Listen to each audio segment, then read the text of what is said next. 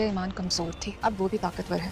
वो लड़की सिर्फ आस्तीन का सांप है और ऐसे सांपों का सर कुचलना मुझे अच्छी तरह आता है।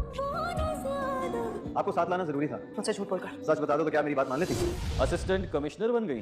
ओवर कॉन्फिडेंस जो है ना, इंसान को मरवा देती है। ईमान अब असिस्टेंट कमिश्नर बन चुकी है, ये बात सबको मालूम हो चुकी है और बिलाल ये अच्छी तरह जानता है कि अब जबकि सारे लोग ये जान चुके हैं कि ईमान असिस्टेंट कमिश्नर है और उसने आहत को पकड़वा भी दिया है, तो इसके बाद ये लोग अब इसे ज़रूर तंग करेंगे। इसीलिए आने वाली एपिसोड में हम देखेंगे कि बिलाल अब ईमान को प्रोटेक्ट करेगा, लेकिन उसे ये बात पता नहीं चलने देगा ताकि ईमान किसी भी जज्बाती फैसले की वजह से किसी मुश्किल में ना पड़ जाए। अब हम देखेंगे कि ईमान को भी बिलाल की फ़िक्र है। किसी ऑफिशियल पार्टी में वो बिलाल के लिए परेशान होती हुई भी दिखाई देगी। इधर ज़ारा ने भी सोच लिया है कि अब तैमूर को भटकने नहीं देगी, इसीलिए वो अपना पैंतरा बदलेगी और यही कहती हुई दिखाई देगी, मैंने अपने मयार से नीचे गिर के भी देख लिया है, लेकिन अब मैं आपको कहीं इधर उधर होने नहीं दूंगी। ईमान भी अब ताकतवर है और अब वो पहले की तरह कमज़ोर नहीं।